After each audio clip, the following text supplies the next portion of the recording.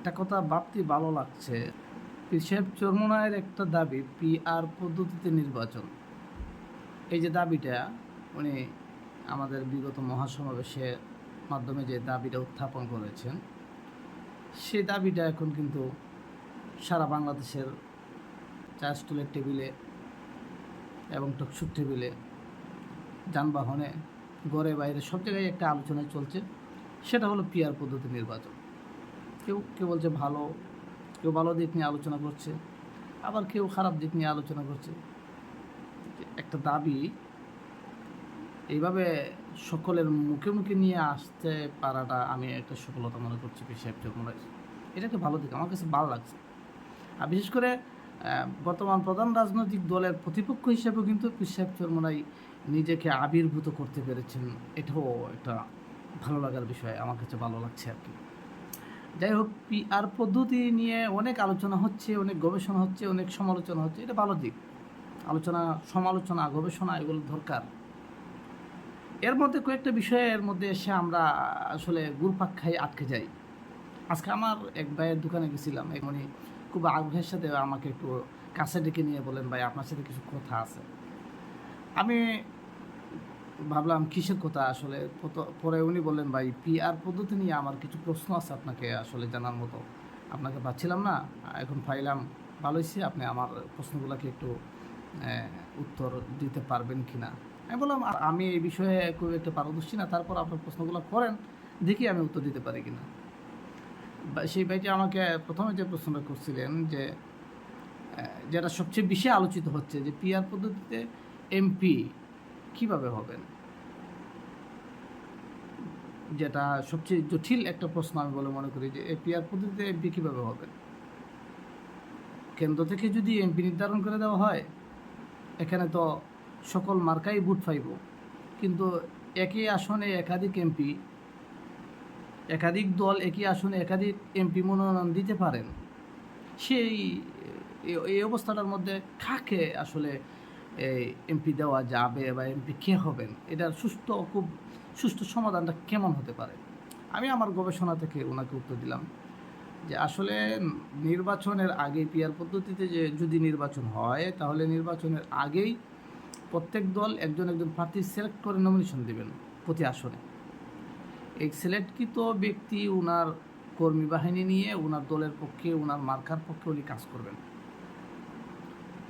ভোটের পরে গণনায় যখন দেখা যাবে যিনি সবচেয়ে বেশি ভোট পাইছেন, অগ্রাধিকার ভিত্তিতে উনি কিন্তু এমপি হবেন।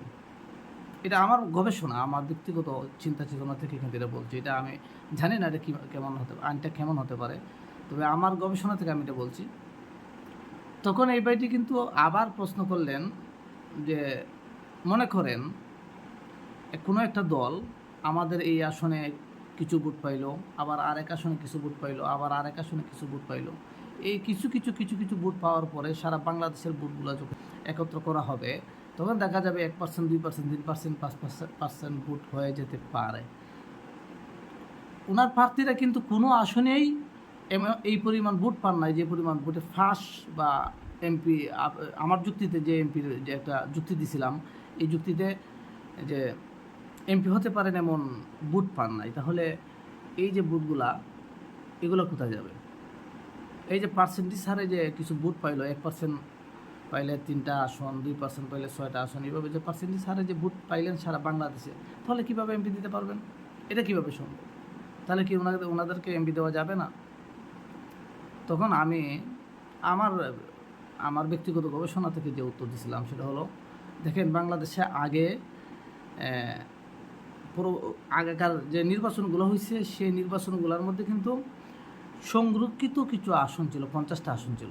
এবার 100টা আসনের দাবি হয়েছে, হয়তো 100টা আসন হতে পারে। তো সংরক্ষিত এই যে আসনগুলা, সামান্য সামান্য সামান্য সামান্য প্রতি আসনে ভোট পাওয়ার পরে, যে ভোটগুলো একত্র হওয়ার পরে আপনার 1 আসন, 2 আসন, 3 আসনের পরিমাণে যে ভোটটা হবে, সংরক্ষিত আসনের জন্য এই ভোটগুলা অ্যাডজাস্ট করে সংরক্ষিত আসনে এই এমপিগুলো নির্ধারণ হবে। পরবর্তীতে আরেকটা প্রশ্ন উনি করলেন যে, যদি পিআর পদ্ধতি নির্বাচন হয়, তাহলে বিএনপির বড় একজন নেতা উনি প্রশ্ন তুলেছেন যে আসলে পিআর পদ্ধতিতে নির্বাচন হলে স্থানীয়ভাবে নেতৃত্ব তৈরি হবে না, নেতা তৈরি হবে না। আমার এই প্রথম প্রশ্নের উত্তরে কিন্তু এই প্রশ্নের উত্তর হয়ে যায় যে স্থানীয়ভাবেও নেতৃত্ব তৈরি হবে, তবে প্রত্যেক দলকে আগে নমিনেশন দিতে হবে এবং প্রতি দলের মার্কা নিয়ে তার দলীয় লোকদেরকে নিয়ে যিনি কাজ করবেন উনিই তো নেতা হবেন, সিম্পল।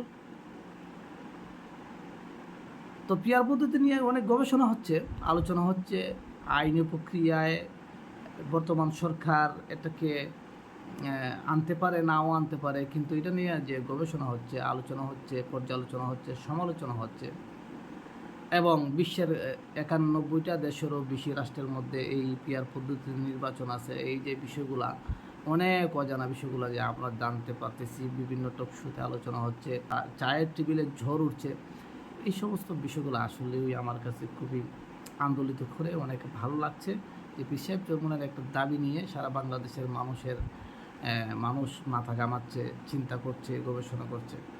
এটার ভালো দিক, খারাপ দিক, উভয় দিক নিয়ে আলোচনা পর্যালোচনা হচ্ছে। এটা কিন্তু অনেক ভালো জিনিস। সবচেয়ে বড় ভালো লাগার যে বিষয়টা, এটা আবারও বলি যে এই দাবিগুলোর মাধ্যমে পীর সাহেব চরমোনাই কিন্তু প্রধান রাজনৈতিক প্রতিপক্ষ হয়ে দাঁড়িয়েছে। এটা কিন্তু অনেক বড় পাওয়ার বলে আমি মনে করি। যে এই জন্য আমি পীর সাহেব চরমোনাইয়ের এই দাবির প্রতি অত্যন্ত সাপোর্ট এবং সমর্থন জানাচ্ছি, এবং পিআর পদ্ধতিতে নির্বাচন হলে আমি মনে করছি যে বাংলাদেশের প্রেক্ষাপটে পিআর পদ্ধতির নির্বাচন দ্বারা বাংলাদেশে অনেক ভালো হবে, দুর্নীতি কমবে এবং স্বৈরাচারতন্ত্র আর কখনো জেগে ওঠার সম্ভাবনা থেকে বাংলাদেশ মুক্ত হবে। এই জন্য পিআর পদ্ধতিতে নির্বাচন হোক, এই দাবি আমি নিজেও ব্যক্তিগতভাবে আবেদন করছি যেন পিআর পদ্ধতিতে আগামী নির্বাচনটা হয়। আমার কথাগুলো আসলে আমার ব্যক্তিগত গবেষণা থেকে বলা, যদি কারো ভালো লাগতে পারে, অনেকের খারাপ লাগতে পারে, প্রত্যেকেই কমেন্টে আপনাদের মতামত উল্লেখ করবেন বলে আশা করছি। ভালো থাকবেন। আসসালামু আলাইকুম ওয়া রাহমাতুল্লাহি ওয়া বারাকাতুহু।